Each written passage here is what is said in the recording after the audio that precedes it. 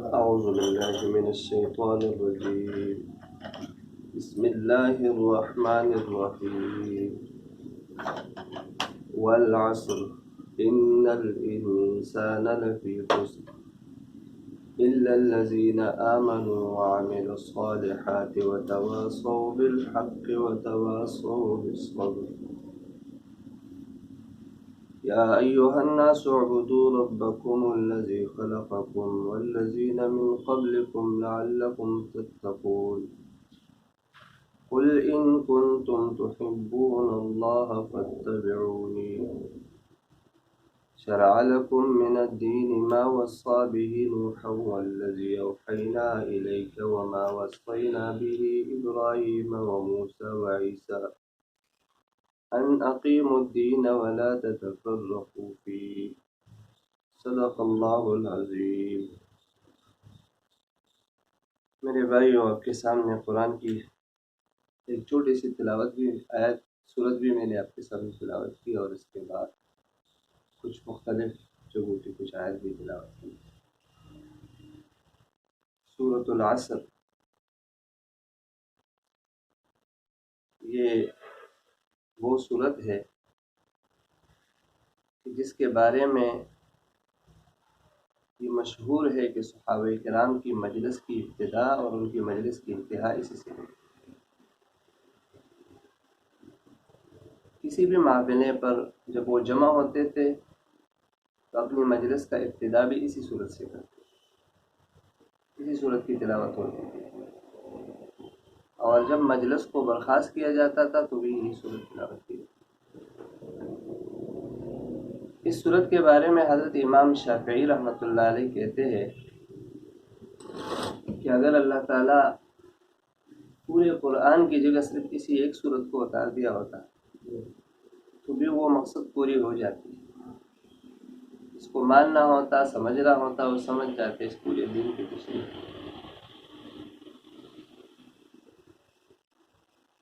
اس صورت میں اسلام کا پورا ڈھانچہ پیش کیا گیا. اسلام 3 منزلہ عمارت کی مانند ہے، اور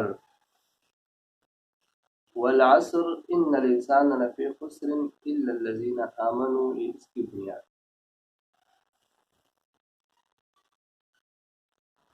قسم ہے زمانے کی کہ انسان نقصان میں ہے، خسارے میں ہے، تاوان میں ہے،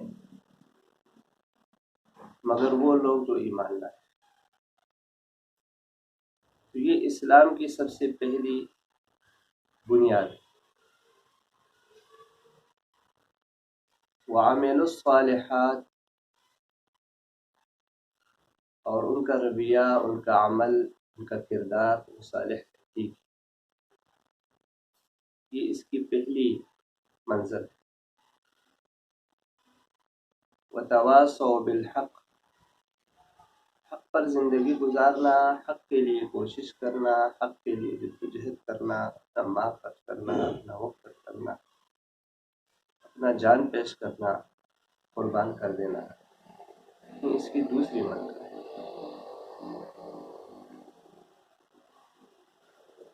وتواصوا بالصبر، اور صبر کی تلقین کرنا، اور ان تمام معاملات جو آپ ایمان بھی لائے، رویہ بھی ٹھیک کیا، اور حق کے لیے کمر بستہ ہو گئے، پھر اس کے بعد جو آپ نشانہ بنیں گے، جو معاشرہ آپ کے ساتھ کرے گا، اس پر صبر کرنا، اس کو برداشت کرنا، یہ اس کی تیسری منزل. یہ اس کی تیسری منزل 3 منزلہ عمارت ہے، اور تینوں کے 3 منازل اسی کے اندر اللہ تعالیٰ نے بیان. اس پر اگر ہم غور کرتے ہیں تو اللہ تعالیٰ نے عصر کا نام لے کر، زمانے کا نام لے کر، غروب ہو جانے والے وقت کا نام لے کر قسم اٹھایا. قسم ہے غروب ہو جانے والے وقت کی، قسم ہے زمانے کی. وقت کی، اور قسم ہے کردار کی، رویے کردار جو دکھ رہا ہوتا ہے، ان چیزوں کو اللہ نے گواہ بنایا۔ سب سے پہلے تو اللہ تعالیٰ نے ان چیزوں کو گواہ کیوں بنایا ہے؟ کیونکہ ہم جو بھی کچھ کر رہے ہوتے ہیں تو یہ وقت، یہ رویے، یہ معاملات، یہ ہمارے گواہ بنتے ہیں۔ اور حدیث میں آتا ہے کہ قیامت کے روز ہر چیز آپ پر گواہی دے گی۔ جب اللہ کے کٹہرے میں کھڑے ہو جاؤ گے تو کوئی چیز ایسی نہیں ہوگی جو پوشیدہ ہوگی۔ اس وقت کیمرہ نہیں آیا تھا اور انٹرنیٹ ایجاد نہیں ہوا تھا تو اس وقت کے انسانوں کے لیے یہ بات سمجھنا ذرا مشکل تھا، کیونکہ انسان اس دنیا میں جو کچھ کر رہے ہیں وہ ان کو کیسے دکھایا جائے؟ وہ تو گزر چکا ہے، دنیا تو مٹ چکی ہوگی، تو وہ جگہ کیسے لائیں گے؟ اس جگہ کو کیسے حاضر کریں گے اور کس طرح اس شکل میں دوبارہ اس کو دکھایا جائے گا؟ تو اس کی یا تو یہ معنی ہے کہ دنیا مٹے گی نہیں، یا مٹے گی تو یہ دنیا دوبارہ تعمیر ہوگی، اس کی محتاج ہوگی۔ مختلف اشکالات، سوالات ذہنوں میں اٹھتے تھے اور سمجھنا ذرا مشکل تھا کہ آپ جس پہاڑی پر برائی کر رہے ہوتے ہیں تو اس وقت وہ پہاڑی بھی آپ کو دکھ رہی ہوگی اور پہاڑی بھی ہوگی، اور آپ اپنے آپ کو خود و برائی کرتے ہوئے دیکھو گے، آپ کو دکھایا جائے گا، اور صرف آپ کو نہیں بلکہ وہاں اللہ کی عدالت میں جتنے بھی آپ کے لوگ ہوں گے دنیا میں، جن جن سے آپ چھپ کر رہے ہوتے ہیں، تو اس وقت تمہاری وہ ویڈیو سب دیکھ رہے ہوں گے، وہ چھپ نہیں سکے گی۔ تو یہ بات ان لوگوں کے لیے سمجھنا مشکل تھا کہ جو نے کیمرہ ہی نہیں دیکھا تھا اور یہ نہیں دیکھا تھا کہ تصویر لیا جاتا ہے، تصویر محفوظ بھی کیا جاتا ہے، اور صرف تصویر نہیں بلکہ اس کی پوری ویڈیو کا بھی ریکارڈ کیا جاتا ہے، آوازوں کو قید کیا جاتا ہے، اور یہ بعد میں بھی ہم دیکھ سکتے ہیں۔ آج آپ دیکھ رہے ہیں کسی کی ولیمے میں، کسی کی دعوت میں، کسی کے پروگرام میں پوری مووی بنتی ہے۔ اب ہم یہاں آئے ہیں، بیٹھے ہیں، کیمرہ سامنے لگا ہوا ہے، ہم چلے جائیں گے، یہ ویڈیو بن جائے گی۔ تو اس طرح اب یہ چیز سمجھنا مشکل نہیں ہے۔ ہماری دعوت میں کون کون آیا تھا؟ جی آپ آئے تھے۔ اچھا کتنا کھایا تھا اور کون کون سی چیزیں کھائی، وہ ڈشز بھی آپ کو دکھا دیں گے، نوالے بھی گن کے آپ کو بتا دیں گے کتنا کھانا کھایا آپ نے۔ انسان یہ سب کچھ کر سکتا ہے، جو کائنات کا خالق اور مالک ہے اس کے لیے کیا مشکل ہے؟ کوئی مشکل نہیں۔ تو اللہ تعالیٰ نے اس وقت کو اور اس رویوں کو اور اس گرے ہوئے وقت عصر کو اللہ تعالیٰ نے، غروب ہو جانے والے وقت کو اللہ تعالیٰ نے گواہ ٹھہرایا ہے۔ دوسرا اشارہ اس پر یہ بھی ہے اثر کہ انسان اس دنیا میں آتا ہے تو سب سے کمزور انسان ہی ہوتا ہے۔ آپ نے غور کیا ہوگا سب سے کمزور انسان کا بچہ ہوتا ہے۔ کسی جانور کا بچہ، کسی پرندے کا بچہ، وہ پیدا ہوتے ہی جو ہے وہ تگڑا ہوتا ہے، اور بہت مختصر دنوں کے اندر وہ پھر اپنے پروں پر اڑتے ہیں اور اپنے پیروں پر چلتے ہیں اور دوڑتے ہیں۔ لیکن انسان کا بچہ تو کروٹی نہیں بدل سکتے، اور آگے بولنے میں اتنا دیر لگاتا ہے کہ جتنی دیر تو اس کو چلنے میں لگتا ہے اور اڑنے میں لگتا ہے۔ اور کتنے عرصے آپ انتظار کر رہے ہوتے ہیں کہ یہ اب بیٹھے گا کب۔ جب بچہ کروٹ بدلنے لگتا ہے تو ماں باپ کے لیے عجیب سا لگتا ہے کہ اب ماشاءاللہ ہمارا بچہ بڑا ہو گیا۔ بیٹھنے لگتے ہیں تو عید اور خوشی، پھر جب کڑا ہوتا ہے اور لڑکڑاتا ہوا کڑا ہوتا ہے تو ماں باپ تو اس دن کی جو ہے مٹھائیاں بانٹ رہے ہوتے ہیں کہ ہمارا بچہ ماشاءاللہ اپنے پیروں پر کڑا ہو۔ اور یہ تمام خوشیاں دیدنی ہوتی ہے اور ماں باپ کے لیے باعث سکون ہے، اور وہ اس چیز کا انتظار کر رہے ہوتے ہیں۔ پھر یہ بچہ جوان ہوتا ہے، پھر اس کو اللہ تعالیٰ دنیا کی تمام توانائیاں عطا کرتا ہے۔ اس کا جسمانی اعتبار سے، اعصابی اعتبار سے اور دماغی اعتبار سے، ذہنی اعتبار سے، سوچ اور فکر کے اعتبار سے بھی توانا ہوتا ہے۔ اعصاب و جوارح سب مضبوط ہوتے ہیں۔ سارے لوگ گھر کے انہی کی طرف دیکھ رہے ہوتے ہیں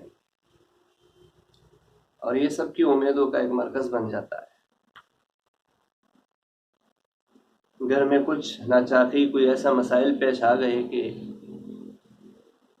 ظلم و زیادتی ہوئی تو نوجوان بیٹا جب گھر میں نہیں ہوتا تو وہ سب اسی کا نام لے رہے ہوتے ہیں کہ ہمارا بیٹا آئے گا تو فرعون کو بتائیں گے. پھر وہی آتا ہے کہ آستینیں چڑھاتا ہے اور وہی پھر تو اس وقت انسان کی ہر چیز توانا ہوتی ہے. ایک وقت یہ بھی انسان پر آتا ہے اور یہ وقت بڑا قیمتی ہوتا ہے. اور اس وقت کے بارے میں عبداللہ بن مسعود رضی اللہ عنہ کہتے ہیں کہ قیامت کے روز جب اللہ تعالیٰ 5 چیزوں کا سوال کرے گا تو پوری زندگی کا بھی سوال ہوگا. پوری زندگی میں اس جوانی کا علیحدہ سوال, اگرچہ پوری زندگی کا حصہ ہے, پارٹ ہے, لیکن یہ کہ اس کا علیحدہ سوال ہوگا. زندگی کیسے گزاری, جوانی کن کاموں میں کب آیا. اور اس جوانی کے بارے میں پھر بڑی اہم اس لیے سمجھا گیا ہے کہ اللہ کے نبی صلی اللہ علیہ وسلم نے فرمایا کہ ایک نوجوان جب گناہوں سے توبہ کرتا ہے تو اللہ تعالیٰ 40 دن تک اس کے آس پاس قبرستانوں سے عذاب اٹھاتا ہے. یعنی یہ بات اللہ کو اتنی پسند ہے کہ جب ایک نوجوان برائی کو چھوڑ دیتا ہے اور نوجوان اپنی اصلاح کے بارے میں فکر مند ہوتا ہے اور اپنے دین کے لیے اور اللہ کی رضا کے لیے وہ کمر بستہ ہوتا ہے, تو اللہ کو یہ چیز اتنا خوشی پہنچاتا ہے کہ اللہ تعالیٰ عذاب اٹھا لیتا ہے ان تمام میتوں اور قبرستانوں سے کہ جن کو عذاب ہو رہی ہوتی ہے. اور یہ وہی خوشی ہے کہ جس کے بارے میں شیخ سعدی رحمۃ اللہ علیہ کہتے ہیں کہ یہ کام کن لوگوں کا ہے. در جوانی توبہ کردن شیوہ پیغمبری پیری گل کے ظالم پیشہ ہوتا ہے. جوانی میں توبہ کرنا, اپنی اصلاح کرنا, یہ پیغمبروں کا کام ہے. اور بڑھاپے پہ تو شیر بھی اپنے غار میں پڑ جاتا ہے, پھر وہ کسی کام کا بھی نہیں رہتا. تو ایک وقت یہ بھی آتا ہے زندگی میں, پھر ایک وقت یہ بھی آتا ہے کہ انسان جھک جاتا ہے, ضعیف ہو جاتا ہے. ہمارے بزرگ آئے, سانس چڑھا ہوا ہے, یہ خود ایک گواہی مثال ہے. یہ وقت بھی انسان پر آتا ہے. پھر ایک وقت آتا ہے کہ انسان کی زندگی کا غروب ہو رہا ہوتا ہے.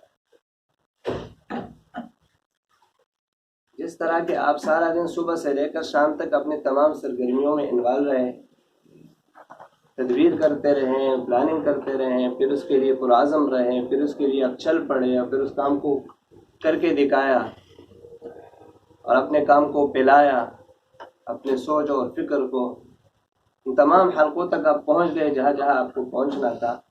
پھر ایک وقت آتا ہے کہ آپ کام سمیٹ رہے ہوتے ہیں, اپنی اختتام کی طرف جو ہے سارا گیم چلا جاتا ہے اور اس کام کو سمیٹا جاتا ہے. تو دن کا جو سمیٹنے کا وقت ہے, جو کام دن کی سرگرمیوں سے تعلق رکھنے والے جو افعال ہے اس کو سمیٹنے کا وقت عصر ہوتا ہے. کہ جو کام سورج کی روشنی سے تعلق رکھنے والے کام ہیں, اب عصر کے وقت لازمی بات ہے اس کو سمیٹا جائے. اور عمومی طور اب جب یہ بجلی نہیں تھی اور یہ چیزیں نہیں تھی تو دنیا کے تمام جو معاشی کاروبار ہے اس کا تعلق بھی دن کی روشنی سے ہوتا تھا. اب تو بجلی آ گئی, اب دن اور رات تو برابر ہو گیا ہے, اور اب تو 12 بجے تک جو ہے 2 بجے تک کاروبار چلتا ہے. لیکن کاروبار کا اصلی وقت کائنات کا جو مصنوعی چیزیں نہیں آئی تھی اور قدرتی چیزوں پر جب کائنات چلتا تھا تو وہ دن کی روشنی میں ہوا کرتا تھا, اور یہ وقت عصر یہ جو ہے کام کو سمیٹنے کا وقت ہوا کرتا تھا. اور یہ وقت بڑا جو ہے سرگرمی, جب کام کو سمیٹا جاتا ہے پورے دن کی پھیلے ہوئے سوچ اور کاروبار کو اور چیزوں کو, تو اس وقت انسان بڑا مگن ہو جاتا ہے اور ایک عجیب کیفیت ہو رہی ہوتی ہے جس کا معاش زور پر ہے. اور اب وقت عصر آ گیا تو اس کے لیے بڑی پریشان کن ہے. جس کی معاش زور پر نہیں تھی اور سارا دن انتظار کرتے کرتے دن بیت گیا اور کوئی خرید و فروخت نہ کر سکا اور وقت گزر گیا, تو بھی اس کے لیے بڑی جو ہے آزمائش کی وقت ہوتی ہے. یا تو خوشی میں بھی آزمائش ہے اور غمی میں بھی آزمائش ہے, لیکن کام سمیٹتے وقت انسان پھر جو ہے اپنے اس سوچ کی طرف چلے جاتے ہیں اور اپنے رب سے غافل ہو جاتا ہے. تو اس لیے اللہ کے نبی صلی اللہ علیہ وسلم نے پھر یہ خاص اشارہ بھی دیا کہ منافق کی پہچان یہ ہوگی کہ وہ اس مشکل وقت میں نماز کی طرف نہیں جائے گا. تو عمومی طور عصر اور فجر کی نمازوں کا مثال دیا ہے. یہ کیوں دیا ہے؟ اسی لیے عصر کی نماز بھی مشکل ہوتی تھی کاروبار کی وجہ سے, اور فجر کی نماز اپنے سردی میں اور گرم بسترے چھوڑ کے اور ٹھنڈے پانی سے وضو کرنا اور پھر مسجد کی طرف یہ مشقت, ایمان کی طاقت اگر نہ ہو تو یہ تو بہت یہ مشکل مرحلہ ہے. پھر کسی اور موضوع پر وقت پر میں اسی موضوع پہ پھر بات بھی کروں گا. یہ بڑا مشکل کام ہوتا ہے. وَإِنَّهَا لَكَبِيرَةٌ، یہ بہت مشکل کام ہے کہ تم اس وقت نماز پڑھو. اللہ سے مدد مانگو نماز اور صبر کے ذریعے. یہ دو چیزیں ہیں کہ جس کے ذریعے تم اپنے رب کو منا سکتے ہو. لیکن فرمائے کہ یہ بہت مشکل کام ہے. الا علی الخاشعین، یہ مشکل نہیں ہے مگر خشوع رکھنے والے لوگوں کو. جو اللہ سے خشیت رکھتے ہیں ان کے لیے یہ کام مشکل نہیں ہے، والدہ ہو سکتے ہیں. اسی طرح انسان کی زندگی کا بھی ایک وقت اثر آتا ہے اور اس کا زندگی ڈوب رہا ہوتا ہے، غروب ہو رہا ہوتا ہے، اس سے ختم ہوتا ہے. اب ظاہر سی بات ہے کہ انسان کا سب سے عجیب و غریب وقت یہی ہے. سارا گیم جو اس دنیا میں وہ کھیلا جا رہا تھا وہ ختم ہو گیا، اور جو پلاننگ اور جو منصوبے اور جو توقعات، جو سوچ رکھتا تھا اور جس دنیا کے لیے اتنا پریشان رہتا تھا، وہ دنیا اس کو چھوڑ کر آپ نے پوری زندگی اسی کی وفا میں لگائی.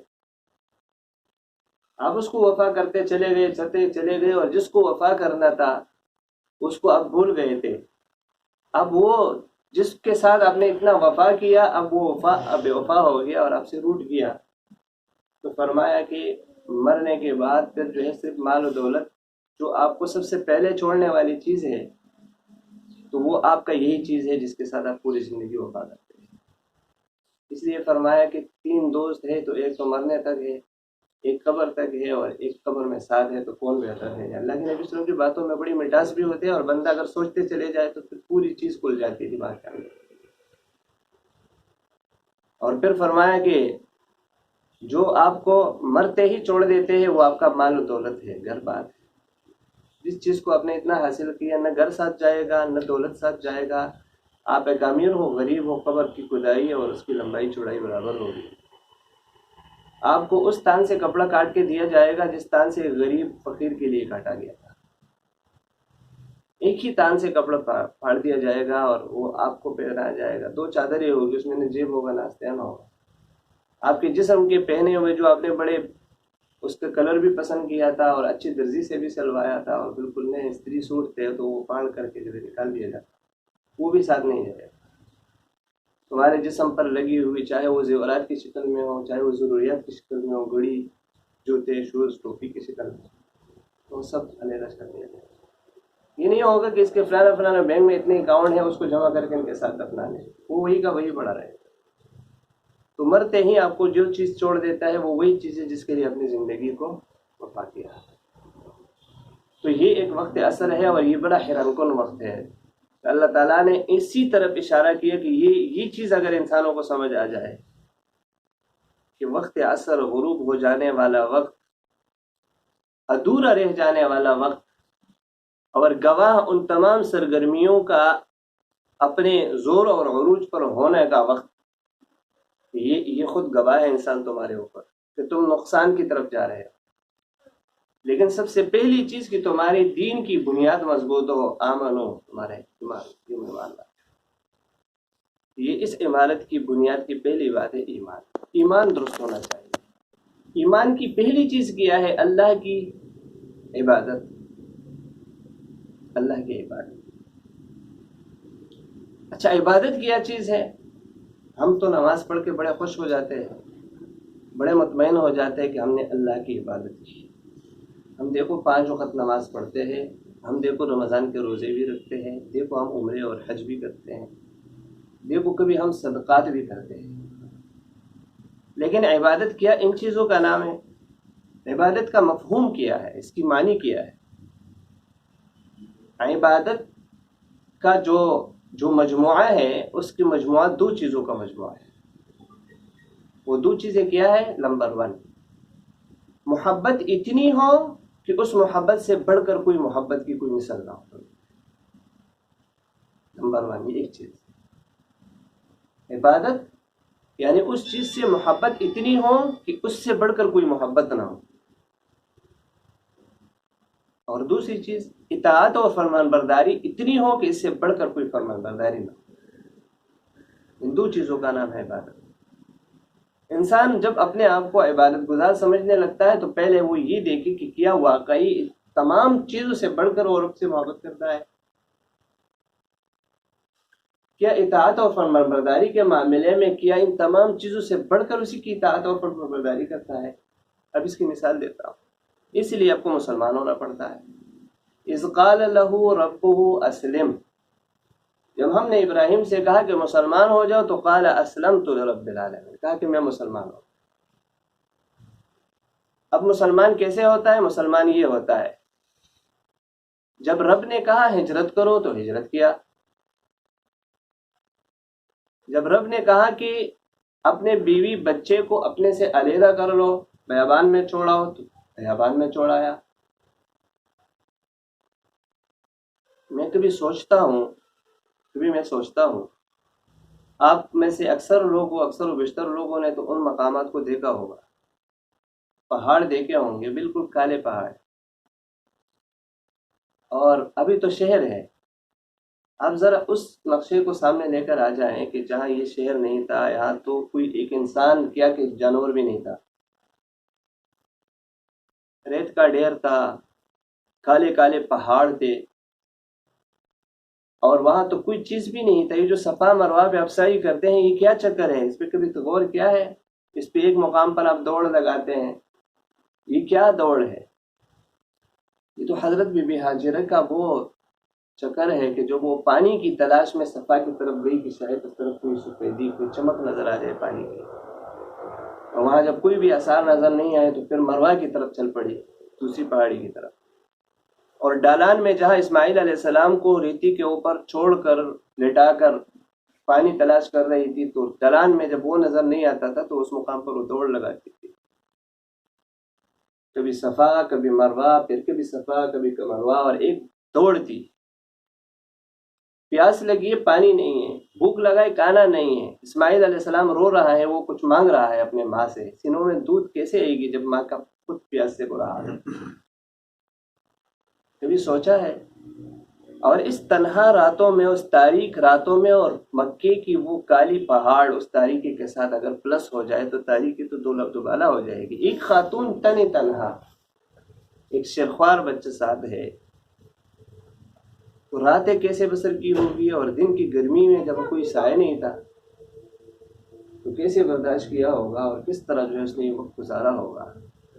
تو جب ابراہیم علیہ السلام سے کہا کہ چھوڑاؤ اپنے بیوی بچے کو اس مقام پر جہاں موت کے سوا کچھ نہیں ہے، اور پھر عجیب منظر تفسیر ابن کثیر نے لکھا ہے کہ جب ابراہیم علیہ السلام اپنے بیوی کو چھوڑ کر جب جانے لگے تو بیوی نے کہا کہ ابراہیم کس کے حوالے کر کے جا رہے؟ موت کے حوالے، یہاں تو نہ پانی ہے، نہ کھانا ہے، کچھ بھی نہیں ہے۔ ابراہیم علیہ السلام خاموش ہے۔ پھر کہنے لگی، پھر یہاں تک کہ وہ دامن پکڑ کے کہ شوہر انعامدار میں چھوڑوں گے نہیں، مجھے بتاؤ تو صحیح، آپ خاموش کیوں ہو؟ اس چھوٹے بچے کو میں یہاں کس کے حوالے کروں؟ یہاں تو کوئی انسان کیا کہ حیوان تک نہیں ہے۔ اور پھر دامن پکڑ کر کے کہنے لگی ابراہیم علیہ السلام، پھر خاموش ہے، آنکھوں سے آنسو بہہ رہے تھے لیکن زبان خاموش، ہونٹ خاموش۔ پھر کہنے لگی کیا تمہارے رب نے تمہیں ایسا کرنے کو کہا ہے؟ کہا ہاں میرے رب نے ایسے کہا۔ پھر کہنے لگی کہ جب رب نے کہنے کو کہا ہے، کرنے کو کہا ہے، تو پھر رب ہمیں ایسے بھی یاروں مددگار نہیں چھوڑیں گے، اور پھر چھوڑ کر چلے گئے۔ خاموش ہو گئی، اور ابراہیم علیہ السلام آگے آگے بھی جا رہے ہیں، پیچھے مڑ کے رو بھی رہے ہیں۔ یہ آسان معاملہ نہیں ہے۔ آپ ذرا اپنے گھر کا نقشہ اٹھائیں، اپنے بیوی بچے کو دیکھیں ذرا اس کیفیت میں، اگر آپ سے کوئی کہہ دے تو کیسے مرحلہ ہو۔ اذ قال له ربه اسلم، جب ہم نے ابراہیم سے کہا مسلمان ہو جاؤ تو اس نے کہا اسلمت لرب العالمین، میں مسلمان ہو گیا۔ اور پھر مسلمان ہونے کے ساتھ جب اللہ نے یہ حکم دیا تو وہ بھی کر ڈالا۔ اور پھر جب آگ میں کودنے کا کہا کہ اب تو بے خطر کود پڑا آتش نمرود میں، کوئی پرواہ نہیں۔ جب کہا کہ آگ میں کود جاؤ، کود گیا۔ تو اس وقت رب نے بھی نظارہ کیا ہوگا، اور اس وقت رب نے بھی فرشتوں سے کہا ہوگا کہ وہ انسان جو میں تخلیق کر رہا تھا اور رب نے کہا وہ اس پہ کچھ دماغ، اب دیکھو میں نے کہا انی عالم ما لا تعلمون، میں جانتا وہ جو تم نہیں جانتے، اب دیکھو میرے فرشتوں، آؤ ذرا دیکھو تو صحیح، یہ ہے میرا بندہ، یہ ہے میرا خلیفہ۔ اور پھر جب اس ابراہیم علیہ السلام کو اپنے شیرخوار بچہ جب اب جوان ہو گیا، خوبصورت تگڑا ہو گیا، اب کھیل کود کے میدان میں بچے کا دن بدن محبت پڑتی ہے، ہر چیز کی محبت مان پڑ جاتی ہے، تک جاتی ہے، لیکن اولاد کی محبت دن بدن بڑھتی ہے. اولاد جتنا ہی بڑا ہوگا اتنا ہی پیارا لگے گا. اور پھر کھیل کود کا وقت ایسا وقت ہوتا ہے کہ دیوانہ وقت ہوتا ہے. ماں باپ تکے ہوئے آتے ہیں اور جب بچے دوڑ کر ابو کے گود میں آ جاتا ہے تو ساری تھکاوٹ اتر جاتی ہے. اور اس وقت رب نے کہا کہ یا بنی انی ارا فی المنام انی اذبحک فانظر ماذا تری. اے میرے بیٹے میں دیکھ رہا ہوں کہ میرا رب مجھے حکم دے رہا ہے کہ میں تجھے ذبح کر رہا ہوں. قال یا ابت افعل ما تؤمر ستجدنی ان شاء اللہ من الصابرین. یا ابا جان گھر گزریے، جو تیرے رب نے تمہیں حکم دیا گھر گزریے، انتظار نہ کرے، انشاءاللہ دیکھیں گے کہ میں صابرین میں. قال اسلمت لرب العالمین، کہا کہ میں مسلمان ہو گیا ہوں. یہ ہے اسلام، یہ ہے ایمان. تو آپ انسان تو ہے ہی خسارے میں سوائے اس کی اللہ کے ساتھ محبت. عبادت کس چیز کا نام ہے؟ محبت بھی اتنی ہو کہ اس کی کوئی حد نہ ہو.